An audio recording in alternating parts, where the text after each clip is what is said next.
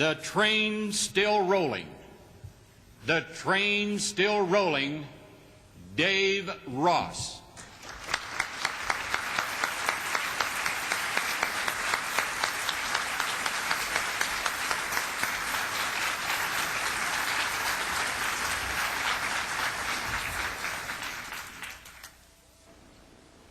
All aboard! There's a train rolling, an iron horse with an iron will. Its stop is destiny. There it is, just beyond the hill. Mr. Toastmaster, family and friends, the train I'm talking about is not an Amtrak train. And even though there's no fare to this train, it's nothing that John Sununu would use to go on a free ski vacation. No, the train I'm talking about is a metaphysical train, a train that can transport all of us to success. And perhaps the most remarkable thing of all about this train is that we have all ridden it at one time or another. Every one of us, all of us, are the product of a fabulous competition to select a unique and particular genetic and chromosomal makeup to produce the winning design. You. For we were all winners. And we know that. Or we knew that when we were children. I recall how Faustina and I watched our son Daryl when he was learning how to walk. And there this little child would take his first furtive step, and then another, and then we beamed with pride as our son suddenly fell flat on his rear. To watch this kid learn how to walk, you kind of wonder if it would ever happen. He even once fell and chipped both his front teeth on our coffee table. And did we go to our son and say, look, you smile like a hockey player now, you shouldn't try this walking thing, just crawl a little bit. And did he stop? Did he stop trying after a few bumps and bruises? Well, you know the answer to that. Without even seeing my active 7-year-old son, you know that he learned how to walk.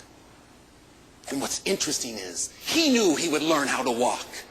He was born with that knowledge of success.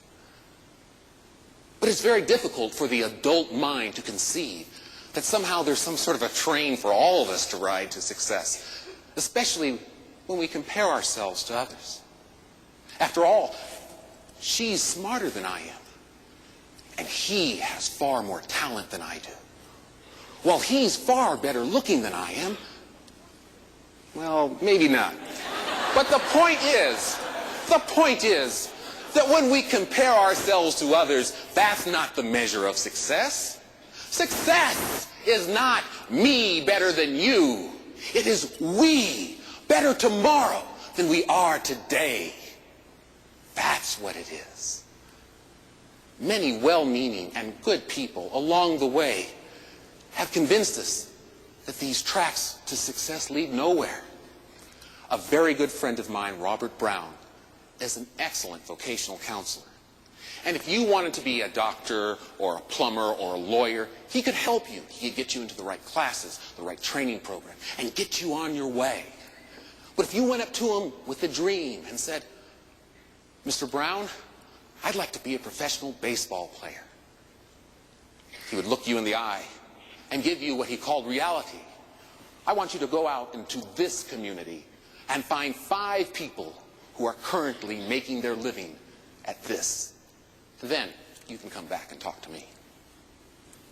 More likely than not, would come back and say, Mr. Brown, I couldn't find those 5 people. Could I see a brochure about becoming a policeman or an insurance salesman or a doctor?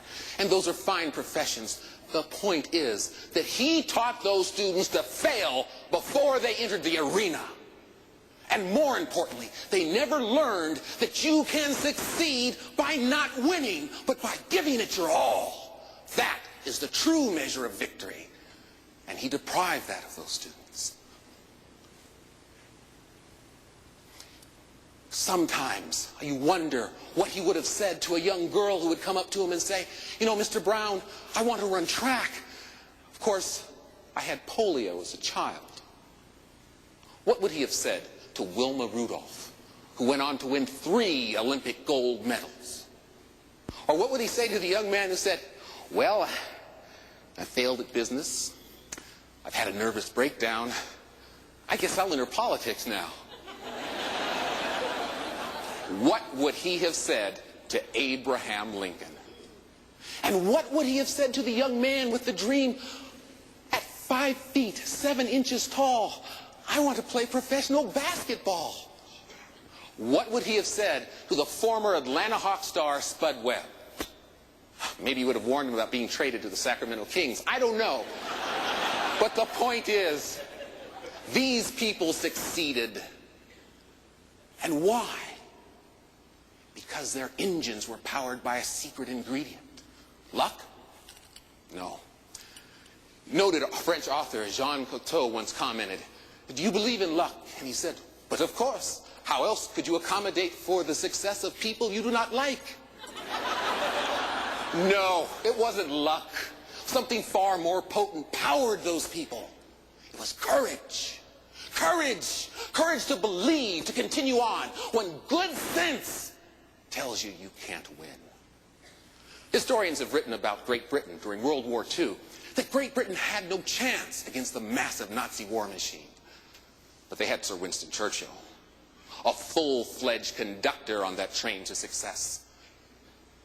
And he inspired that beleaguered nation to overcome overwhelming odds. The following speech by Sir Winston Churchill, delivered several times, sums up that attitude when he said, never give up. Never give up. Never, never, never give up. Those are the words of someone who knows that victory is a birthright. But we all knew that. We all know that. We've heard that story before about the little engine that thought he could. Listen, listen. Saying, I think I can. I think I can. It's in your hearts now, to this day. I think I can. I think I can. There's a train rolling. An iron horse with your iron will. Your next stop is destiny. Because that train is rolling still. All aboard!